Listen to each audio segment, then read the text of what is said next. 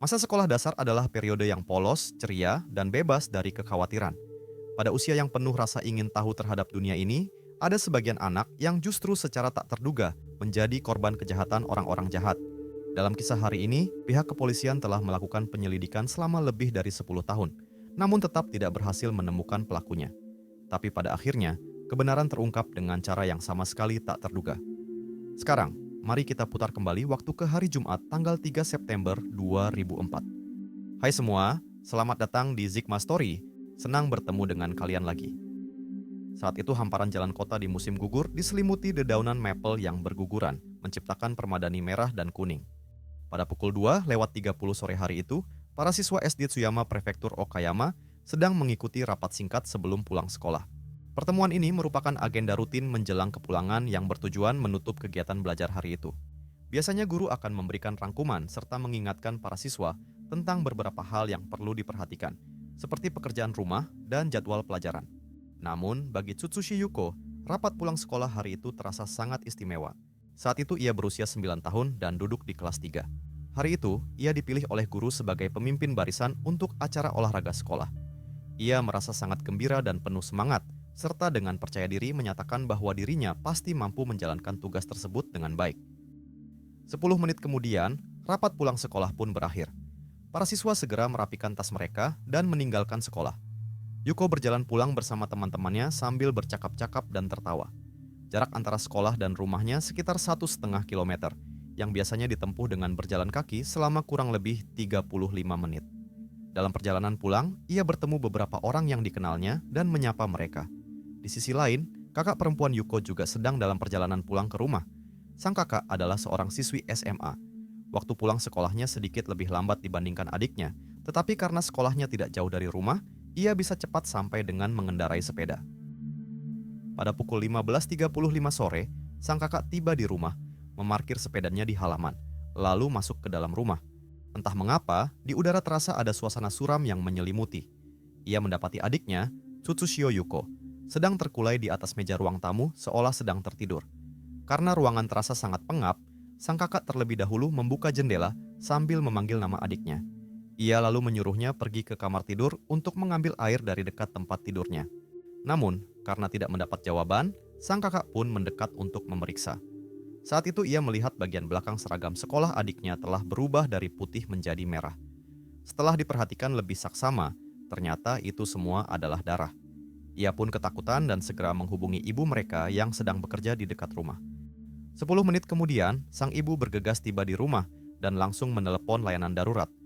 Mereka mendapati bahwa bukan hanya bagian belakang seragam, tetapi dada dan perut Yuko juga dipenuhi bercak darah yang besar. 6 menit kemudian, ambulans tiba dan segera membawa Tsutsushio Yuko yang wajahnya pucat ke rumah sakit untuk mendapat pertolongan. Dalam perjalanan, petugas medis mencoba menanyakan kronologi kejadian, tetapi sang ibu dan kakak berada dalam kondisi syok hingga tak mampu berbicara. Mereka hanya bisa menangis sambil terus memanggil nama Yuko, pemandangan yang sungguh memilukan. Setelah 1,5 jam upaya penyelamatan, siswi sekolah dasar berusia 9 tahun itu dinyatakan meninggal dunia. Kantor polisi Tsuyama segera turun tangan dan membentuk tim penyelidikan untuk mengusut kasus ini. Tempat kejadian perkara berada di ruang tamu rumah keluarga Tsutsushio. Ukuran ruangan sekitar 8 lembar tikar tatami. Di dalam rumah tidak ditemukan adanya jejak tanda perkelahian maupun penggeledahan. Satu-satunya hal yang tampak tidak wajar adalah toples permen di rak yang terjatuh dengan semua permennya berserakan di mana-mana. Bahkan ada yang menempel di tubuh Yuko. Di seluruh rumah, hanya area tempat ia tergeletak yang dipenuhi darah, sementara ruangan lain tetap bersih. Hal ini menunjukkan bahwa ruang tamu merupakan lokasi kejadian pertama. Di sekitar rumah biasanya jarang ada orang yang lewat, tetapi lalu lintas kendaraan di jalan depan rumah cukup padat. Selain pintu depan, semua pintu lainnya dalam keadaan terkunci. Ayah korban, Tsutoshio Katsuyoshi, menyampaikan bahwa keluarga mereka memiliki sebuah aturan. Setiap kali keluar rumah dan tidak ada orang lain di dalam, kunci cadangan harus diletakkan di rak susu di samping pintu. Namun saat itu, kunci cadangan tersebut justru tergeletak di depan pintu dan jelas telah dipindahkan dari posisinya. Ini menimbulkan dugaan bahwa pelaku mengetahui kebiasaan keluarga tersebut, di mana ia dengan sengaja menggunakan kunci cadangan untuk membuka pintu depan. Keluarga ini beranggotakan 6 orang. Saat kejadian, sang ibu bekerja di dekat rumah. Kakak laki-laki dan kakak perempuan sedang bersekolah, sementara ayah dan nenek pergi berbelanja. Di antara anggota keluarga, sang kakak perempuan adalah yang paling awal pulang ke rumah. Menurut penyelidikan, sekitar pukul 3 sore, Tsutsushio Yuko berpisah dengan seorang teman di sebuah persimpangan. Perkiraan waktu tiba di rumah adalah sore hari pada pukul 15:15. Artinya, dalam waktu singkat sekitar 20 menit saat ia sendirian di rumah, peristiwa tragis itu terjadi. Keesokan harinya, laporan forensik dirilis. Ditemukan 3 luka tusuk sedalam beberapa sentimeter di dada kanan korban, sebagian mengenai organ dalam. Tidak ada luka pada tangan, yang menunjukkan bahwa saat diserang, ia tidak melakukan perlawanan. Pakaiannya rapi dan tidak ditemukan jejak tanda pelecehan. Korban meninggal dunia akibat sesak napas dan kehilangan darah dalam jumlah besar. Berdasarkan bentuk luka, diperkirakan senjata yang digunakan adalah pisau kecil yang tajam, namun tidak ditemukan di lokasi kejadian. Polisi pun mengerahkan lebih dari 100 personel untuk mencari senjata tersebut dengan menjadikan rumah korban sebagai pusat pencarian. Bersamaan dengan itu, polisi juga melakukan penyisiran dan wawancara dari rumah ke rumah. Tapi sayangnya, para tetangga menyatakan bahwa mereka tidak mendengar adanya suara yang mencurigakan. Meski demikian, beberapa orang mengaku melihat Tsutsushio Yuko saat ia pulang sekolah. Ada saksi yang melihatnya berjalan lesu di lokasi sekitar 700 meter dari rumah. Saksi lain berpapasan dengannya di sebuah salon kecantikan yang berjarak sekitar 500 meter dari rumahnya. Biasanya, Tsutsushio Yuko akan mengetuk jendela salon tersebut dan menyapa anjing kecil di dalamnya. Tetapi hari itu ia hanya melirik sebentar lalu pergi. Selain itu, seorang perempuan yang sedang mengajak anjingnya berjalan-jalan melihat Tsutsushio Yuko sedang berjalan sendirian menuju rumah dari jarak sekitar 200 meter.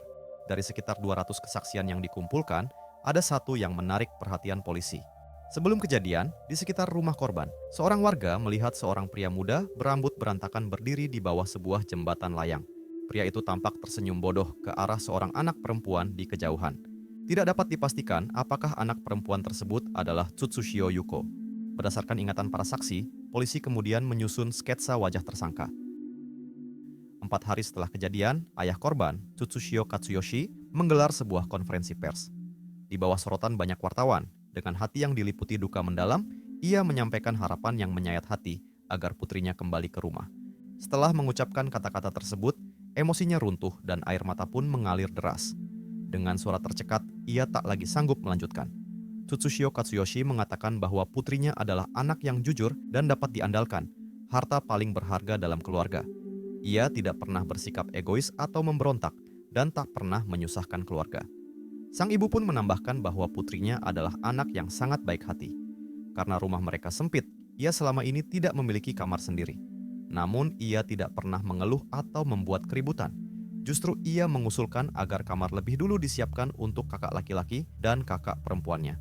Di mata keluarga, ia adalah bunga matahari yang cerah, manis, dan bersinar terang. Kini cahaya itu telah padam, dan rumah mereka pun tenggelam dalam kegelapan. Kepala SD Tsuyama menyatakan bahwa Tsutsushio Yuko merupakan gadis yang ceria dan aktif, memiliki jiwa kepemimpinan, dan di masa depan pasti akan menjadi seseorang yang berprestasi. Namun, semua itu terjadi begitu tiba-tiba hingga sekarang pun sulit dipercaya bahwa ia telah tiada. Peristiwa ini pun dengan cepat menarik perhatian masyarakat luas. Kepolisian tetap memberi perhatian serius dan membuka nomor telepon khusus untuk menerima informasi dari publik. Mereka membagikan selebaran dan menempelkan poster di tempat-tempat ramai, tapi rangkaian upaya tersebut hanya membuahkan hasil yang sangat terbatas. 2 bulan setelah kejadian, acara olahraga SD Tsuyama tetap diselenggarakan sesuai rencana. Meski Tsutsushio Yuko yang sebelumnya terpilih sebagai pemimpin barisan tidak dapat hadir, fotonya dipajang di tengah lapangan. Pemandangan itu sangat mengharukan. Pada peringatan 1 tahun wafatnya, keluarga dan teman-temannya mempersembahkan bunga untuk mengenangnya. Sekitar 50 warga berkumpul di aula pertemuan untuk mendengarkan penjelasan polisi mengenai perkembangan kasus. Namun, hasilnya tetap sama. Penyelidikan masih berlangsung dan pelaku belum ditemukan. Banyak warga meyakini bahwa pelaku mungkin masih bersembunyi di sekitar lingkungan mereka. Seorang ibu dari siswi kelas 2 mengatakan bahwa mereka hidup setiap hari dalam ketakutan. Jika keadaan terus berlanjut seperti ini, cepat atau lambat keluarganya akan terpaksa pindah. Ibu tersebut berharap kasus ini dapat segera diselesaikan dan pelaku sebenarnya dapat ditemukan sehingga semua orang bisa merasa tenang.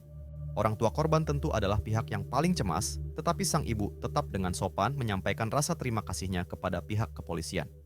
Menurutnya, selama polisi tidak menyerah, selalu ada harapan untuk mengungkap kasus ini. Ia juga menegaskan bahwa meski putrinya tidak akan pernah kembali, pelaku masih bisa ditangkap. Keluarganya sama sekali tidak ingin peristiwa ini dilupakan, karena jika dilupakan, akan semakin sulit mencegah terulangnya kejahatan serupa terhadap anak-anak. Setiap tahun setelah kejadian, pada hari peringatan wafat putrinya, sang ayah selalu membagikan selebaran untuk mencari saksi mata. Rumah mereka kerap dipenuhi barang-barang yang secara sukarela dikirimkan oleh orang-orang dari berbagai daerah di seluruh negeri. Setiap kali menerima kiriman tersebut, keluarga akan segera membawanya ke makam Tsutsushio Yuko sebagai bentuk penghormatan dan penghiburan bagi arwahnya. 4 tahun setelah kejadian, pada tahun 2008, SD Tsuyama mengadakan upacara kelulusan. Kepala sekolah secara khusus menganugerahkan ijazah kelulusan kepada Tsutsushio Yuko. Di sisi lain, kasus yang merenggut nyawanya masih terjebak dalam kebuntuan penyelidikan. Pelaku dalam kasus ini sangat licik dan meninggalkan sangat sedikit petunjuk, seolah memiliki kesadaran akan teknik menghindari penyelidikan. Di tengah proses penyelidikan polisi, sebuah forum di Jepang juga ramai membahas kemungkinan identitas pelaku. Ada pendapat yang mengaitkan pelaku dengan sang kakak perempuan. Tsutsushio Yuko ditemukan dengan semua barangnya utuh dan tidak mengalami pelecehan, sehingga diduga motifnya bukan kejahatan seksual. Sang kakak merupakan orang pertama yang menemukan kejadian tersebut dan terus menangis hingga polisi tiba. Kondisinya yang masih terguncang membuatnya tidak mampu menjelaskan situasi dengan jelas, membuatnya tampak terlihat mencurigakan bagi sebagian orang. Dugaan motifnya adalah kebencian dalam hubungan keluarga atau kecemburuan karena sang adik sering dipuji sebagai anak yang lucu. Emosi yang terpendam selama waktu yang lama diduga meledak dan berujung pada tindakan fatal yang menyebabkan kematian sang adik. Di forum tersebut juga disebutkan bahwa pada tahun 2007, di kota Kakogawa, prefektur Hyogo, terjadi sebuah kasus pembunuhan terhadap seorang anak perempuan. Korbannya adalah siswi kelas 2 sekolah dasar yang ditusuk hingga tewas di depan rumahnya. Proses kejadian tersebut dinilai sangat mirip dengan kasus ini. Ada dugaan bahwa kedua kasus itu dilakukan oleh pelaku yang sama, dan pandangan ini mendapat dukungan dari sebagian orang.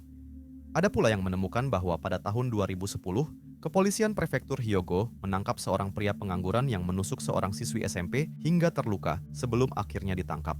Selain itu, pria tersebut memiliki riwayat beberapa kali melakukan pemukulan terhadap gadis-gadis yang tidak dikenalnya, yang menyebabkan sejumlah orang terluka.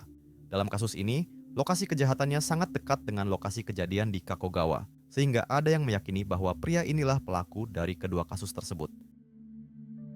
9 tahun setelah kejadian, pada tahun 2013, upacara tahunan Hari Kedewasaan di kota Tsuyama tetap diselenggarakan.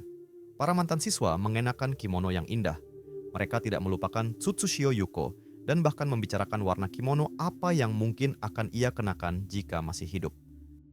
Pada tahun 2018, 14 tahun telah berlalu sejak wafatnya Tsutsushio Yuko. Polisi telah mengerahkan total sekitar 60.000 personel dalam penyelidikan, namun kebenaran masih belum terungkap. Ayah korban, Tsutsushio Katsuyoshi, menyampaikan dengan perasaan berat dalam sebuah wawancara bahwa duka keluarga mereka belum juga sembuh. Hingga kini, ia tidak dapat memahami mengapa yang dibunuh adalah putrinya sendiri. Jika ia masih hidup, seharusnya kini berusia 22 tahun. Namun di hati sang ayah, ia akan selamanya tetap menjadi siswi kelas 3 sekolah dasar.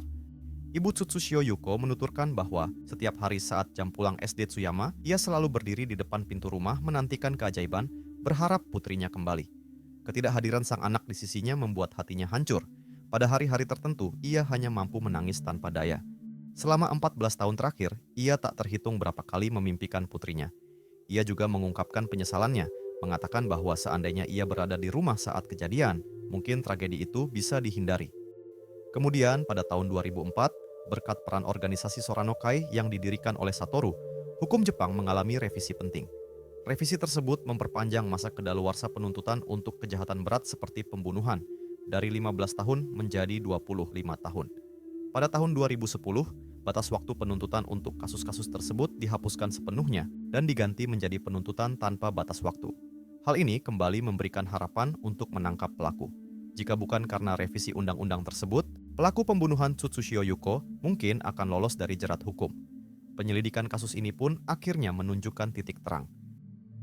Pada Mei 2018, seorang narapidana yang sedang menjalani hukuman di penjara tiba-tiba mengaku bahwa dialah pelaku yang membunuh Tsutsushio Yuko pada masa itu.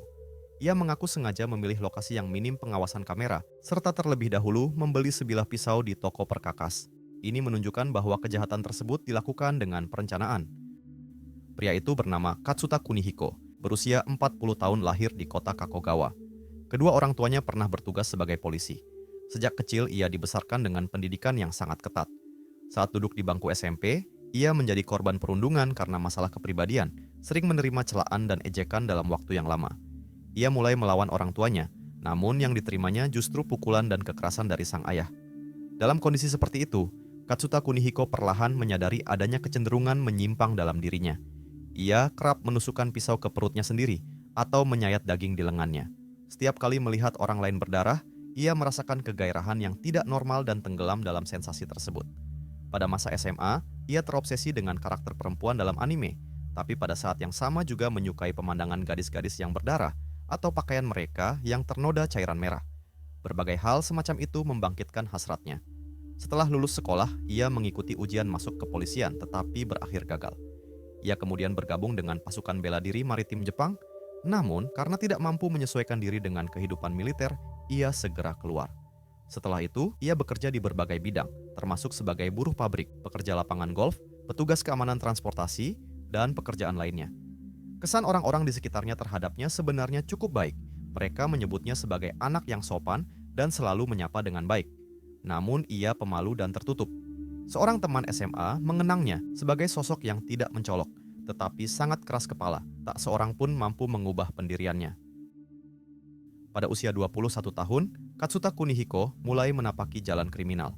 Ia gemar menyerang anak perempuan berusia sekitar 10 tahun dengan cara memukul perut korban menggunakan tinju atau melukai mereka dengan obeng. Pada usia 22 tahun, ia ditangkap polisi atas tuduhan kekerasan dan pelecehan seksual secara paksa. Ia kemudian dijatuhi hukuman percobaan oleh pengadilan. Pada tahun 2009, ia kembali menyerang 6 anak perempuan secara berturut-turut. Atas perbuatannya itu, ia dijatuhi hukuman penjara selama 4 tahun dan dibebaskan pada tahun 2013. Tapi pada tahun 2015, ia kembali melakukan kejahatan. Di jalanan kota Kiryu, ia memanggil seorang siswi yang sedang pulang sekolah. Ia kemudian menangkap lengan kanan korban, lalu melukai kedua lengan, dada, serta perutnya berulang kali dengan pisau sebelum melarikan diri dari lokasi kejadian.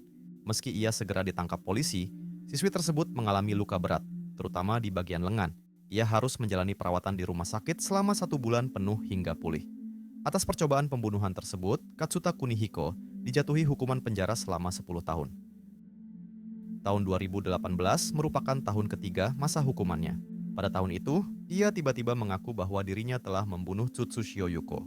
Namun, ia menyatakan bahwa tindakan penusukan terhadap korban bukanlah perbuatannya. Menurut pengakuannya, pada hari kejadian, ia secara kebetulan melihat Tsutsушio Yuko yang sedang pulang sekolah. Karena menganggap gadis itu manis dan lucu, ia membuntutinya hingga masuk ke dalam rumah. Ketika Tsutsушio Yuko menyadari kehadirannya, ia ketakutan dan berteriak. Untuk mencegah orang lain menyadarinya, Katsuta Kunihiko kemudian mencekik korban hingga tewas. Setelah berhasil melarikan diri, ia terus melakukan kejahatan serupa di berbagai daerah di seluruh negeri, dengan sasaran siswi yang pulang sekolah. Secara keseluruhan, ia telah melakukan lebih dari 100 tindak kejahatan. Selama proses interogasi, Katsuta Kunihiko beberapa kali mengubah keterangannya, sehingga penyelidikan polisi menjadi semakin kacau. Ia mengklaim bahwa selain penusukan, semua perbuatan lainnya adalah ulahnya. Menurut pengakuannya, setelah meninggalkan Tsutsушio Yuko, ia menyaksikan seorang pria lain masuk ke dalam rumah, lalu menusuk Tsutsушio Yuko. Berdasarkan keterangannya mengenai lokasi pembuangan senjata tersebut, polisi melakukan penyelidikan dengan mengerahkan 30 petugas untuk menyisir area pantai di kota Harima, prefektur Hyogo. Pencarian dilakukan sepanjang sekitar 100 meter dengan jarak 15 meter dari garis pantai selama 3 hari. Namun, senjata pembunuh tidak ditemukan. Sebenarnya, sejak 3 tahun sebelumnya, tepat setelah ia dipenjara, polisi telah mencurigai keterlibatannya dalam kasus Tsutsушio Yuko dan berulang kali memanggilnya untuk diperiksa. Merasa terpojok oleh situasi tersebut, ia pun menyewa seorang pengacara. Sang pengacara memberitahunya bahwa jika dakwaan pembunuhan terbukti, ia berpotensi dijatuhi hukuman mati, sehingga jika memang ia melakukannya, sebaiknya mengaku terus terang. Demi meringankan hukuman semaksimal mungkin, ia akhirnya menyerahkan diri dan mengaku. Setelah melalui penyelidikan dan pembahasan, kejaksaan setempat memutuskan untuk mengajukan tuntutan pidana terhadapnya. Pada Oktober 2021, persidangan digelar di Pengadilan Distrik Okayama. Katsuta Kunihiko didakwa atas tuduhan pembunuhan. Namun di ruang sidang ia sepenuhnya mengubah sikapnya dan tidak lagi mengakui perbuatannya. Dengan penuh keyakinan ia menyatakan, "Saya sama sekali tidak melakukannya. Saya tidak pernah datang ke tempat kejadian dan juga tidak pernah pergi ke kota Tsuyama." Kakak perempuan Tsutsushio Yuko hadir di persidangan sebagai saksi dan menjelaskan secara rinci situasi pada hari kejadian. Di akhir kesaksiannya, sambil berlinang air mata ia berkata, "Adik saya sudah tidak ada lagi. Mengapa dia masih bisa hidup?" Jaksa menyatakan bahwa Katsuta Kunihiko memiliki kecenderungan khusus untuk melukai tubuh orang lain demi memperoleh rangsangan, dan hal inilah yang menjadi motif kejahatannya. Sementara itu, pengacara pembela berargumen bahwa Katsuta Kunihiko telah menjalani berbagai pemeriksaan kejiwaan dan didiagnosis memiliki gangguan pedofilia sadistis. Ia kerap menusuk perutnya sendiri dengan pisau, sehingga muncul dorongan untuk menusuk perut anak perempuan. Menurut pembela, semua ini berakar dari pengalaman perundungan semasa kecil dan lingkungan keluarganya. Setelah kejadian, Katsuta Kunihiko sempat menyatakan penyesalan dan niat untuk meminta maaf serta memberikan petunjuk terkait kasus ini. Pihak pembela meminta agar hal tersebut dipertimbangkan dalam penjatuhan hukuman. Tapi hakim menilai bahwa saat melakukan kejahatannya, Katsuta Kunihiko menunjukkan tingkat perencanaan yang tinggi dengan sifat tindak pidana yang sangat kejam. Meski tidak ada bukti fisik yang menentukan di tempat kejadian, Katsuta Kunihiko pernah menyebutkan dalam proses penyelidikan bahwa ia menusuk Tsutsushio Yuko sekali dengan tangan kiri dan beberapa kali dengan tangan kanan. Pernyataan tersebut dinilai sesuai dengan kondisi luka pada tubuh Tsutsushio Yuko. Setelah melalui rangkaian proses peradilan yang panjang, 2 tahun kemudian, pada September 2023, pengadilan akhirnya menjatuhkan putusan. Terdakwa, Katsuta Kunihiko, dinyatakan bersalah atas tindak pidana pembunuhan dan kejahatan lainnya. Ia dijatuhi hukuman penjara seumur hidup. Salah seorang polisi yang terlibat dalam penyelidikan kasus ini menyampaikan terima kasih kepada seluruh masyarakat yang terus memberi perhatian. Ia mengatakan bahwa setelah penyelidikan panjang dan tanpa henti, kasus ini akhirnya memperoleh kepastian dan arwah Tsutsushio Yuko pun dapat beristirahat dengan tenang. Tapi di sisi lain, setelah vonis dijatuhkan, Katsuta Kunihiko tetap bersikeras bahwa ia tidak memiliki niat untuk membunuh dan menganggap hukuman tersebut terlalu berat. Akan tetapi, setahun kemudian, dalam sebuah surat yang ia kirimkan kepada wartawan media, ia kembali mengakui bahwa perbuatannya dilakukan dengan sengaja. Selain itu, ia juga mengungkap 2 kasus lain. Salah satunya terjadi pada tahun 2006 di kota Tatsuno Prefektur Hyogo. Di sebuah jalan di depan tempat bimbingan belajar, ia memperhatikan seorang gadis yang sedang bersepeda pulang ke rumah. Ia terlebih dahulu mendekati dan mengajaknya berbicara. Saat gadis itu turun dari sepeda, ia mencoba merampas tas punggungnya, namun mendapat perlawanan. Ia lalu mengeluarkan pisau dan melukai dada serta lengan kiri gadis tersebut. Gadis yang ketakutan itu berlari kembali ke tempat bimbingan belajar dan memberitahu gurunya. Guru tersebut segera menghubungi polisi dan membawa korban ke rumah sakit. Pemeriksaan medis menunjukkan bahwa luka tersebut bahkan mencapai paru-paru, tapi beruntung tidak mengancam nyawa. Berdasarkan ingatan korban dan keterangan para saksi, polisi membuat sketsa wajah tersangka. Namun karena minimnya petunjuk, kasus itu tak kunjung terpecahkan. Kasus lainnya terjadi di kota Kakogawa, Prefektur Hyogo. Pada suatu sore di tahun 2007, seorang gadis berusia 7 tahun bernama Unose Yuzuki sedang bermain dengan teman-temannya di sebuah taman yang berjarak sekitar 500 meter dari rumahnya.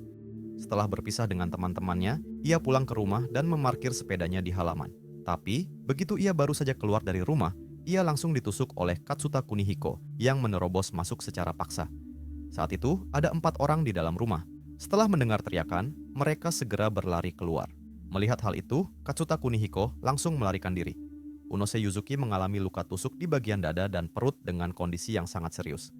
Dalam perjalanan menuju rumah sakit dengan ambulans, petugas medis menanyakan ciri-ciri pelaku. Dengan suara terputus-putus, Unose Yuzuki hanya sempat mengatakan, "Orang dewasa, seorang pria, lalu kehilangan kesadaran." Setelah 1,5 jam upaya penyelamatan, ia meninggal dunia. Pada malam kejadian, keluarga Unose Yuzuki dengan perasaan duka dan kemarahan bersama pihak kepolisian membagikan lebih dari 1.000 selebaran kepada para pejalan kaki untuk mencari petunjuk. Laporan forensik menunjukkan bahwa luka di dada Unose Yuzuki lebarnya sekitar 2 cm dan bahkan mencapai jantung. Luka tusuk tersebut hampir horizontal dengan arah mata pisau ke atas yang menunjukkan bahwa ia diserang dari belakang. Penyebab kematian adalah kehilangan darah yang berlebihan. Polisi menilai peristiwa ini sebagai kasus pembunuhan dan membentuk tim khusus untuk melakukan penyelidikan. Di lokasi kejadian, ditemukan sekitar 200 ml darah. Dalam kondisi normal, jumlah darah rata-rata seorang anak perempuan adalah sekitar 2.200 ml. Artinya, Unose Yuzuki kehilangan lebih dari 10% darahnya yang menunjukkan tingkat keparahan luka tersebut. Setelah kejadian, sekolah dasar tempat ia bersekolah memberlakukan sistem berangkat dan pulang sekolah secara berkelompok serta mengerahkan kendaraan patroli pengamanan.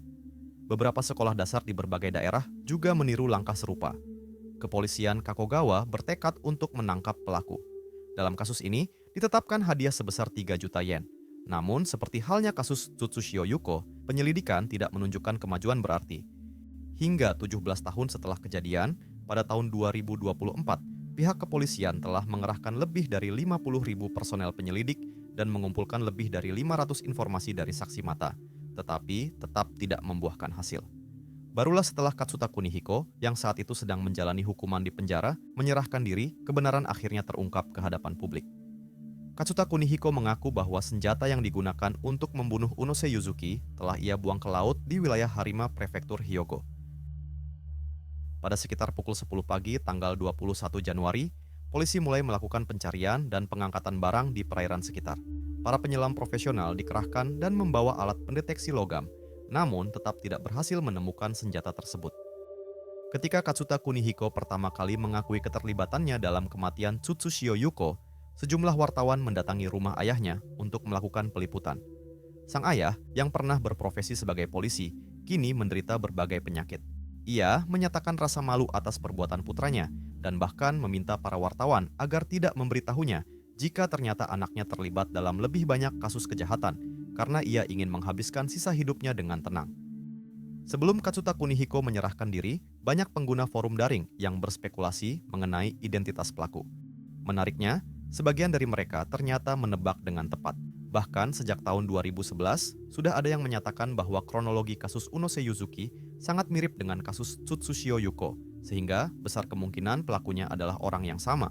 Bahkan setelah Katsuta Kunihiko ditangkap pada tahun 2015, ada pula yang secara langsung menunjuknya sebagai pelaku sebenarnya. Banyak orang menyuarakan ketidakpuasan terhadap penanganan kasus yang dilakukan oleh kepolisian. Sebagian berpendapat bahwa jika sejak awal polisi lebih menaruh perhatian pada dugaan-dugaan tersebut, mungkin nyawa beberapa korban bisa diselamatkan. Tapi ada pula yang beranggapan bahwa tanpa bukti yang kuat, polisi tidak bisa menyalahgunakan kewenangan dengan melakukan penangkapan secara gegabah. Yang dapat mereka lakukan hanyalah melakukan pemeriksaan, penyelidikan, atau meningkatkan patroli keamanan. Nyawa para korban tak akan pernah bisa kembali. Para gadis yang selamat pun harus menanggung luka batin yang sulit terhapuskan. Untungnya, melalui putusan pengadilan, pelaku kejahatan akhirnya mendapat hukuman setimpal dan keadilan pun ditegakkan. Itulah cerita hari ini. Terima kasih telah menonton.